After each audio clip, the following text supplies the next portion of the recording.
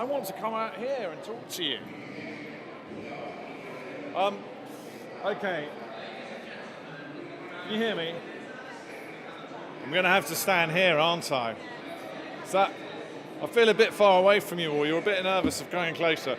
Okay, well, we'll whip through this quite quickly because there are only a few of you. And then if you're interested, just have a chat. Because it's a bit odd talking to a room with only about 10 people in it. Does anybody... so this is what I'm meant to be talking about. Building business for the longer term. Do any of you know our business? None of you know our business, okay. No reason you should, but I came prepared to tell you a little bit about our business just in case you don't know who we are. So what we do is we make food. Is anyone here shop in Waitrose or Sainsbury's? It's getting better. It's getting better, so that's 3 of you. 4, okay, few.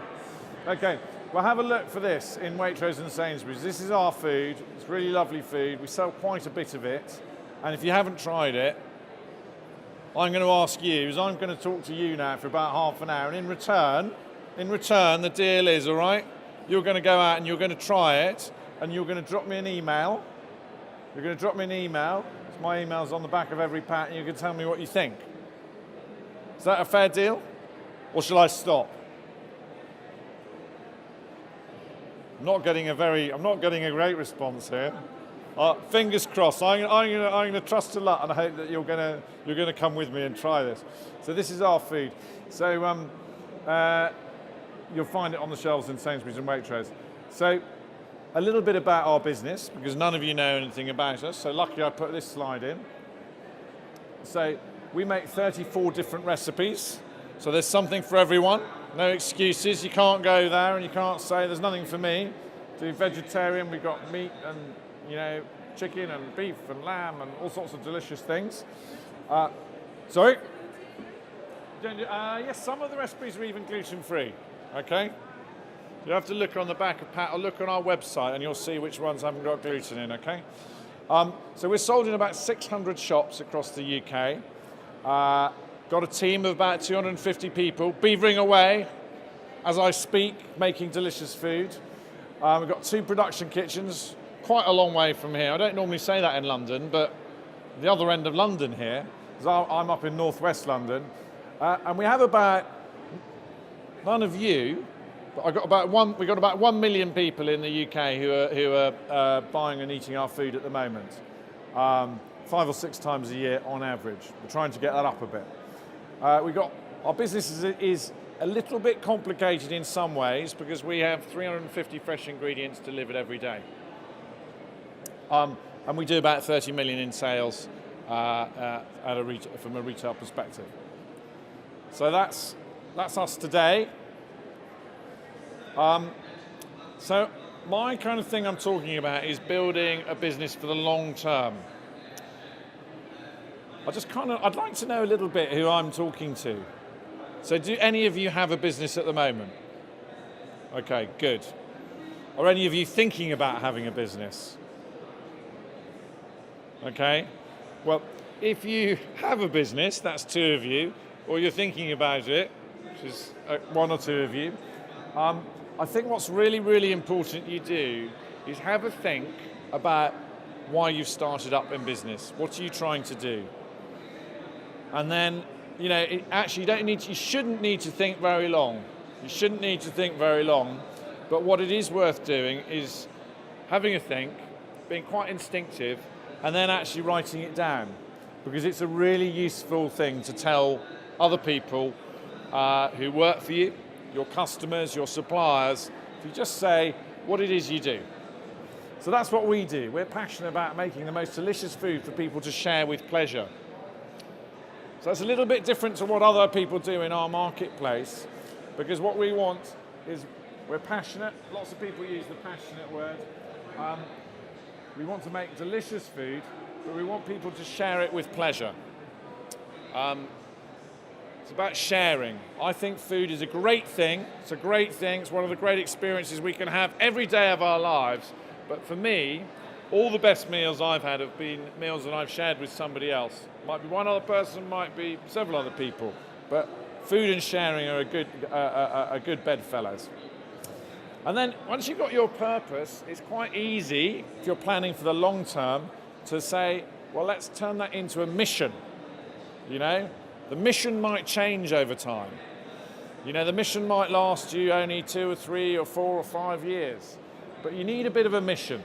So we've got a mission here, which is to make the most delicious food. And we want it to be enjoyed by 10 million people a year by 2020. So at the moment, if any of you were listening to a couple of slides ago, you'll know how many people are eating our food at the moment. 1 million, yes, excellent. So so we're kind of trying to get 10 times as many people to eat our food in the future. And that again is a useful thing to talk about around the business and to track our progress, and we can look at it every month and we can say, are we doing okay or are we not? Because if you set a mission for yourselves, long-term mission, you need to track it and see how you get on. So then a couple of other things. You know, I'm just going to talk a bit about, I think, what makes a long-term business rather than a short-term business. The reason I decided to come along here today is I think we've got a problem in this country. I think we've got a big problem. If you set up a business in this country, almost as soon as you've set it up, there's an expectation that what you're going to do is you're going to sell the business a few years down the line. I think that is wrong. I don't think that's how great businesses are made. I don't think if you look around the world, most of the great brands, the great businesses have not been going for a few years. They've been going for a very long time, usually over 100 years.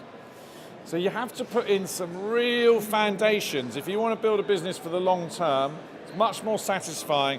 You have to stick in some proper foundations, do it properly. And I would say at the heart of any business, no great revelation here. There isn't usually a great revelation when it comes to business. No great revelation is your people. And if you're in the position of having a business or thinking about starting one, what you're going to find, or I think you should find, is you spend always a disproportionate amount of time on the people. You always need to be recruiting people before you need them. You need to be investing them. You need to be developing and training and supporting and encouraging and all of that. Because it doesn't matter what you do, whether you make food or you do digital marketing or whatever it is, if you haven't got great people, you're stuffed. So we've got great people. We've got great people from across a very wide cultural mix. We're in London, no surprise there. Last time we counted 26 different nationalities in our business. We've got a brilliant bunch of people, and we celebrate people staying with us for the long term. In our industry, making food, people tend to stay in a job for about 6 months and then move on. In our business, we think if we want to achieve our mission, going back there, let's see if this goes. If we want to achieve that mission, it's not going to work for us if we've got people changing jobs every 6 months. Because to make really delicious food, the most delicious food, is tricky. It's all about attention to detail. So we need our people to stay. So we really, really celebrate and encourage people staying. And I'm really delighted, out of those 250 people we've got, more than half of them have worked with me for more than 5 years.